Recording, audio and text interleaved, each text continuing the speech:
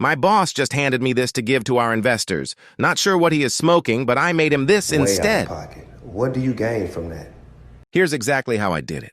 I opened Excel, went to the Data tab, and clicked From Picture. I selected the photo he sent.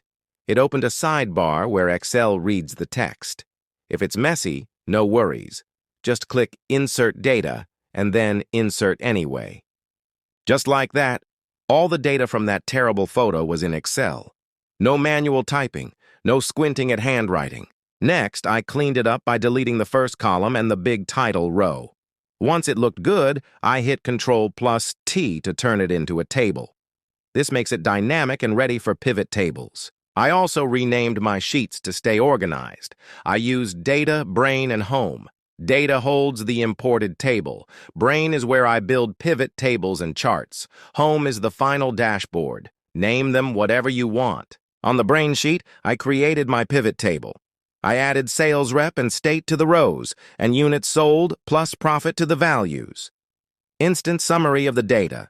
Then I inserted a pivot chart, a bar chart to visualize results. I cut it from the Brain sheet and pasted it onto the Home sheet. That's where I arranged the dashboard layout, resized the chart, and made sure it actually looked professional. To make it interactive, I added slicers linked to the pivot table so anyone can filter the data easily. I positioned them nicely and changed their styles to match the chart theme. Ugly slicers ruin the vibe, so match them. For extra polish, I created 2 KPI cards in the middle. I merged cells for headers and used formulas to reference total units sold and profit from the pivot table. Now anyone viewing the dashboard sees those key numbers instantly. I also made a map chart. I went back to the data sheet, grabbed site and units sold, and inserted a map. It showed where sales happened across regions. Then I copied the map to the Home sheet and positioned it in the layout. Quick tip: pivot tables and flat tables can't share slicers.